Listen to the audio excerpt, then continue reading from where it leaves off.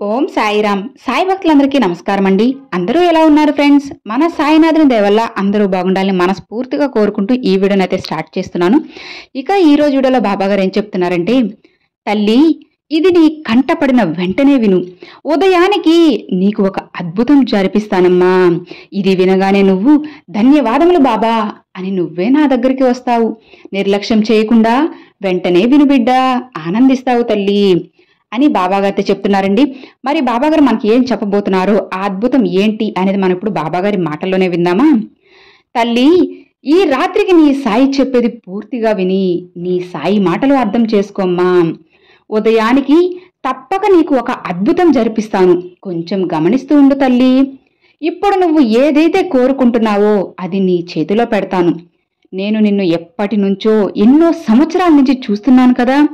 నా బిడ్డకి ఏది మంచో ఏది చెడో నాకు తెలీదా చెప్పు? నీ లక్ష్యాన్ని నువ్వు మరిచిపోయినా కానీ నిన్ను సరైన దారిలో నడిపించి నీ లక్ష్యాన్ని నువ్వు చేరుకునేలా చేసే బాధ్యత నాది. నేను ఎంతో మంది కోరికలు తీర్చాను. అలాంటిది నన్నే నమ్మిన నా బిడ్డ కోరిక ఎందుకు తీర్చాను చెప్పు? నేను ఎన్నడూ నిన్ను మరోనమ్మా. నీ ప్రతి ప్రార్థన నేను తీరుస్తాను. నా ఇప్పటి వరకు నువ్వు పడ్డ కష్టాలకు బాధలకు ఒక ముగింపు వచ్చేసింది తల్లి. ఇక నీ కష్ట సమయంలో ఒక్క రోజు కూడా ఒక యుగంలా గడిచింది కదా. అలాంటి సందర్భాల్లో నువ్వు ఎంతో బాధపడ్డావు. నీలాంటి భక్తులు నా వద్దకు ఎంతో మంది వస్తున్నారు. వారు కూడా నీలానే బాబా అని నా మీద ఎంతో ప్రేమతో నన్ను భక్తితో కొలుస్తారు. వారిలో కొంతమంది వారి కర్మ ఫలాలను తగ్గించుకుంటున్నారు. ఇంకొంతమంది ఏమో వారి కష్టాలను బాధలను చూసి భయపడుతున్నారు. ఆ కష్టాలను ఎదిరించిన వారు నేను చూపే మార్గంలో కూడా నడుస్తున్నారు. కాబట్టి తల్లి, నువ్వు కూడా ఓటమిని చూసి కష్టాలను చూసి భయపడకుండా వాటిని ధైర్యంగా ఎదిరించి పోరాడు. నీ కష్టాలన్నీ ఇప్పుడే ఎదుర్కొనేసే తల్లి. నీ పాపకర్మల్ని తుడిచేసుకో. కష్ట సమయంలో కూడా నేను నీకు తోడుగా ఉంటానమ్మా. ధైర్యంగా ముందుకు అడుగువే తల్లి. కష్టం నీ ఎదురుగా ఉన్నప్పుడు బాబా అని నన్ను పిలువు. నీ ఎదురుగా నేనుంటాను కదా. నీకు చెడు చేయాలని చూసేవారిని, నిన్ను అవమానించాలని చూసేవారిని నాకు అప్పగించు. వారి గురించి నేను చూసుకుంటానమ్మా. నువ్వు ధైర్యంగా ఉండు బిడ్డ. నీ ప్రతి ప్రార్థన నా దగ్గర పెట్టు. అన్నీ నేను చూసుకుంటాను కదా. నేను ఇక గురువారం రోజు నీ వద్దకు వచ్చి ఒక మిరాకిల్ జరిపించబోతున్నానమ్మా. నేను నీ దగ్గరకు రావడానికి ఎవరి అనుమతి నాకు అవసరం లేదు. నా మీద భారం వెయ్యి. నీ భారమంతా నేను మోస్తాను కదా. ఒక్కసారి నాకు అప్పగిస్తే నీ పూర్తి బాధ్యత నాదే తల్లి. నేను నీ జీవితంలో ఒక అద్భుతం జరిపించాలి అనే నిర్ణయం తీసేసుకున్నానమ్మా. అది మార్చడం ఎవరి వల్ల కుదరదు. నీకు ఏదైనా ఒక సమస్య వచ్చిందంటే దాన్ని పరిష్కరించే మార్గం కూడా నీకు నేను చూపిస్తాను.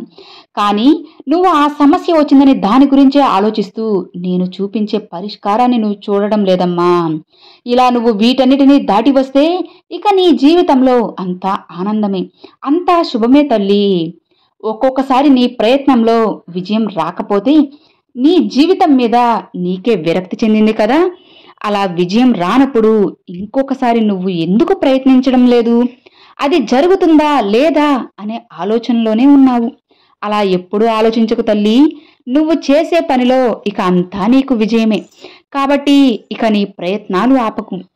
గురువారంకి నువ్వు అనుకున్నది జరిగి తీరుతుందమ్మా. నువ్వు కోరింది జరిగేలా నేను నిన్ను ఆశీర్వదిస్తున్నాను. ఇక నీ జీవితంలో ఒక కొత్త మార్పు తెస్తాను తల్లి. ఒక మంచి వార్త నువ్వు వినబోతున్నావు. నీ విజయం నిన్ను చేరడానికి కావలసిన పనులన్నీ నేను ఆరంభించేశాను. ధైర్యంగా ఉండు బిడ్డ. స్వయంగా నీ సాయిని నేను చెప్తున్నాను కదా. ఉదయానికి నీకు అంతా మంచే జరుగుతుంది. ఇది నీ సాయి సత్యవాక్కు తల్లి.